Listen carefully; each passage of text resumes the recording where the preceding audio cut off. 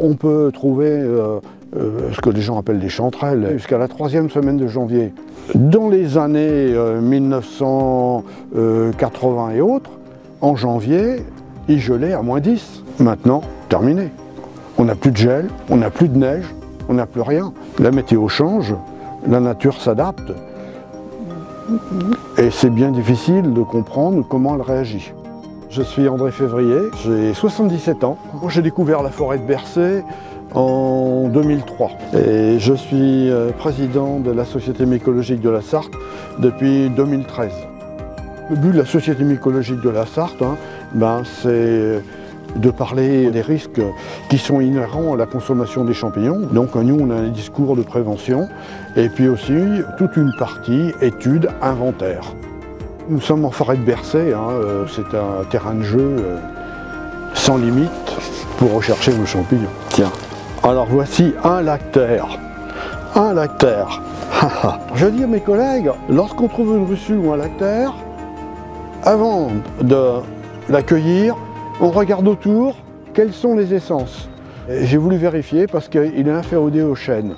Et le fait est, ici on a un chêne, de toute façon, on est dans une petite chênaie là. Alors il est complètement délavé. On l'appelle le lactaire tranquille. Lactarius scetus. C'est pas comestible.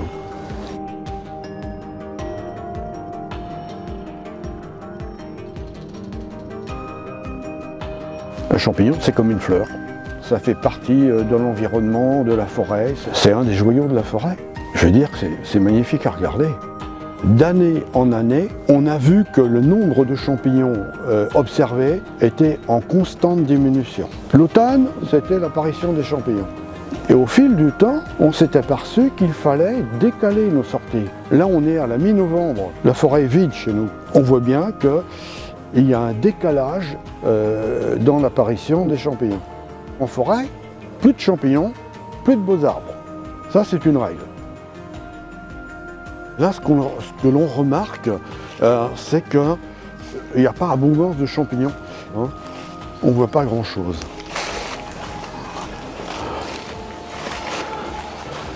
Voyez-vous, c'est un peu surprenant. C'est presque le désert mycologique. Et pourtant, il a plu. Le sol est encore chaud, là. Il n'y a pas eu de gelée, rien du tout.